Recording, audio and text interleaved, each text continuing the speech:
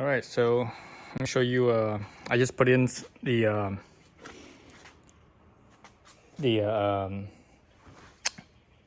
Blackbird Fabworx, also known as Aurora design, I believe they're called.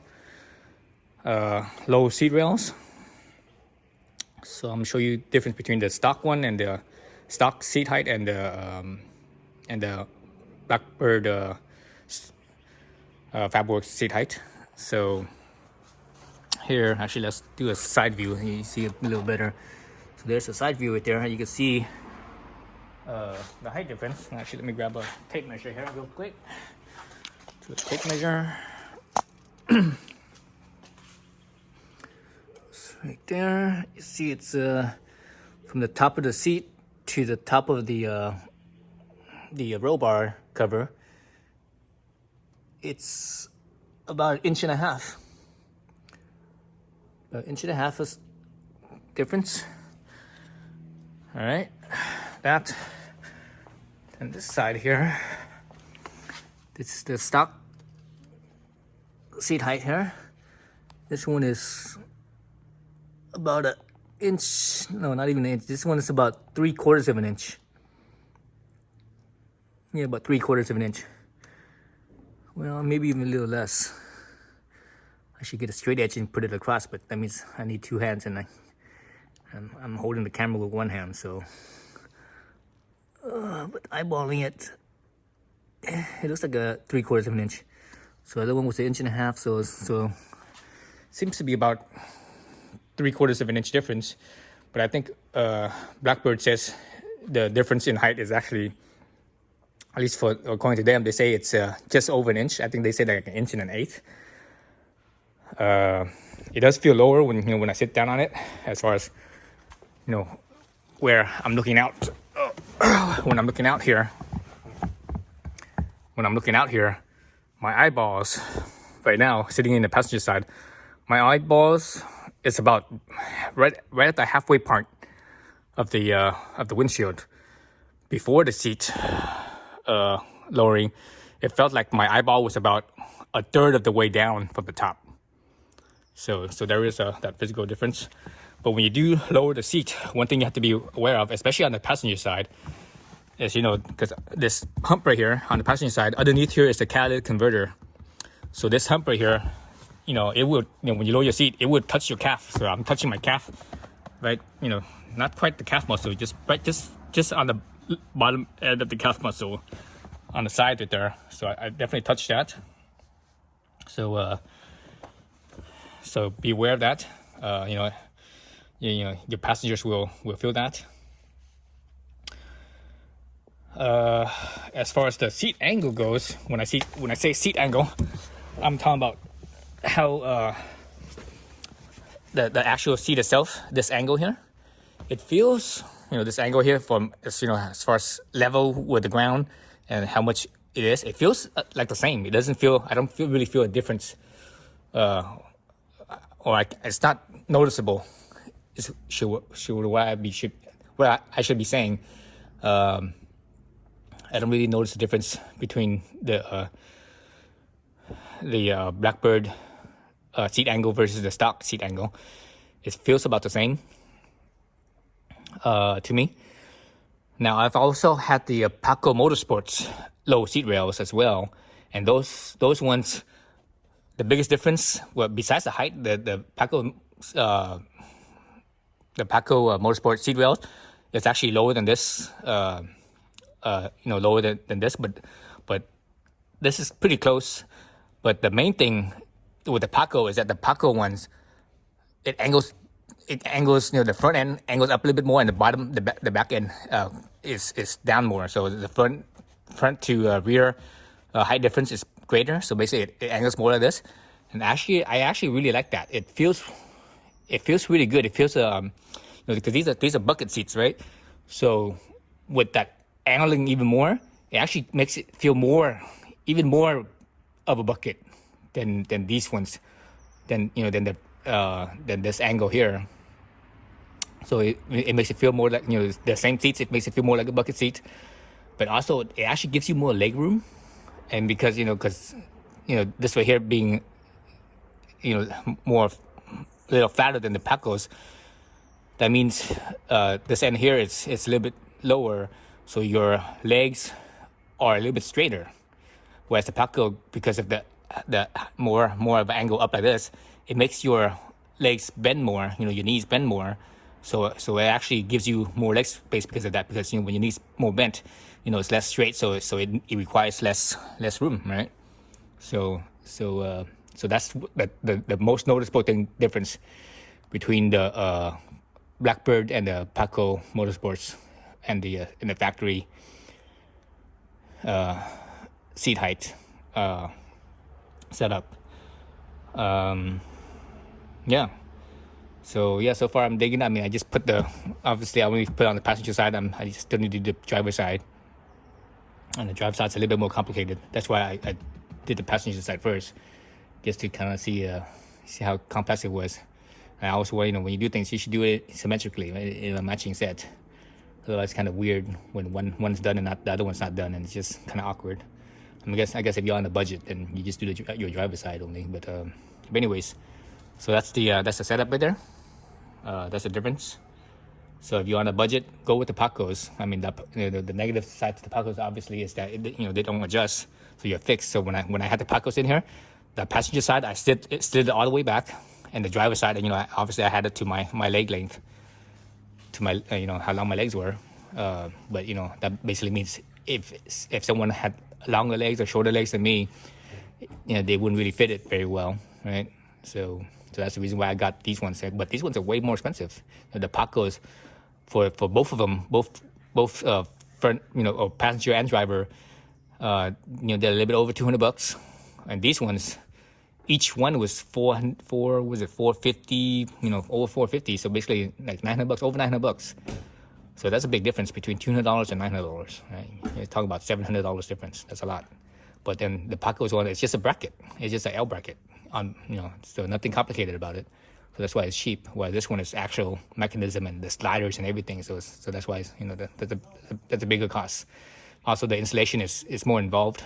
This with the Blackbird, you had to cut your base, the base of the seat cushion itself. So that so if you want to go back to stock, you have to buy a new seat base.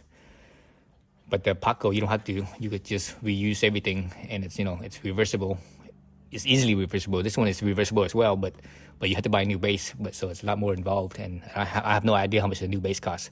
But the reality is that since this is adjustable, I'm never putting the factory seat thing back on. Even when I sell, eventually when I sell this car, I'm leaving it like this. I think it would be a bonus when you sell it, because it opens the door, more doors for more people. Meaning, because one of the things with this car is that it's a small car. Even the seating position is small, and it's meant for shorter people or more average size height people. So if you're tall, if you're 6+ feet, you won't fit because your head will hit the top, right? But having it lower, an inch or so, it gives you more headroom, so that way someone that's taller could actually still fit. So I think it's a positive point. So yeah, again, I don't see myself ever putting it back to a factory. I'm leaving it like this. Even when I sell it, I'm gonna leave it like this as well. I think that's a bonus. And then also, when you're lower, it actually feels more sporty too compared to when it's higher. So when I went from the Paco back to its factory, man, it felt really weird. It felt less sporty. It felt like I was sitting on top, versus with the Pacos, I felt like I was sitting in the car. I felt like I was sitting in the seat versus the factory height. It felt like I was sitting on top of the seat. So I prefer the feeling of being in it rather than being on top of it. If that makes any sense. So obviously I haven't put in the driver's side for the Blackbird yet. So I'm not sure how it would feel, but I already have a good idea anyway already. The main difference is there's a slight height difference, but that's not the main thing. The main thing is that angle, the seat angle difference between the Blackbird and the Pacos. So So anyways, yeah, so that's my little thoughts on the three different seat height options that's available for the ND. Thanks for watching. So now I have the driver's side Blackbird Fabworx low seat rail in as well. So that's my seating position right here. So I was right about the incline of the seat, right? So with the Paco Motorsport, the incline of the seat was actually more tilted. You know, the seat was more tilted that way, whereas the Blackbird one, it's very similar to stock. You know, the angle is just about the more or less about the same as stock. It's just it's just dropped down compared to the Paco, where it's dropped down and it also kind of seats you back a little bit. More feels like more in the seat. It makes the seat feel more like a bucket seat than it already is. It's a bucket seat, but it makes it even more so. So yeah, so there that goes, and that's my seating position there. Man, that's a big gap between the loop and the headrest. How I could tell by how I know as far as like how inclined back it is that when I had the Paco, because it's already tilted back, that means the backrest is tilted back slightly as well. So when I have it all the way forward, you have all the way forward and you push it back until it locks, right? From that point on, with the Paco, I click it 1 click, 2 click, 3 clicks, and that's it. That's my seating position right there. That's the sporting seating position. If I was like going down I-5, for example, I might not want to be at that position. I might want to click back maybe one more. But for spirited driving in the mountains with the G-forces, that 3 click was good. But with stock factory seat setup, I use 4 clicks for spirited driving. And if I go down I-5, I might go 5 clicks. And the Blackbird Fabworx, I use the same clicks as the stock setting. So that's how I know. That's one way I could tell. But also, actually just sitting in the bucket, the seat itself, you could feel it. It's noticeable. So yeah, so there it goes. That's my setup. So yeah, so basically, it's staying in there. It doesn't matter if I, in the future, if I sell the car or not. I'm not taking that out. That's one of the things I'm gonna leave in the car. Let's say if I were to sell this car today, maybe not today. I mean, obviously I don't have time to take out my stuff. But if I were to wanted to sell the car, I would leave the low seat rail in place, and I would probably leave the sway bar in place. Because that's a pain in the ass, especially the front to take out. It's not worth the labor to take that out. Because it's only a couple $100 for a sway bar. $250, maybe $300 for a sway bar now. With now the current inflated prices, it's probably $300 now. But yeah, it's not worth the labor. I don't think the headache of taking it out and putting another one in. That's just too much work. So those are the 2 things that I would leave. Everything else I could probably take out if I were to sell this thing. So I could take out my coilovers. I could take out my stereo system easily. My coilover is a lot of work, but it's pretty easy to do. It's not too hard.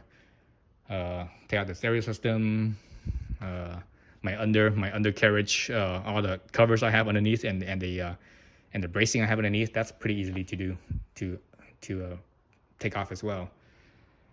So yeah, so that's it. That's the Blackbird, and I already did the measurement from before and after. And since this is my factory setting, I don't want to, not factory setting. I mean, my setup. I don't want to put it down here because you already saw it on the other side of what it looks like between factory and Blackbird. And if you're curious about the Paco one, I actually have a video of that as well. It's probably I guess it's probably 2 years old now, that video, when I originally put in the Paco low seat rails. I really like those. That's it's unfortunate that one wasn't adjustable, because I really like that angle back, slightly angle back. That's a cool. It makes it feel really good, but now I have an adjustable on both sides, so it is what it is. All right, thanks for watching.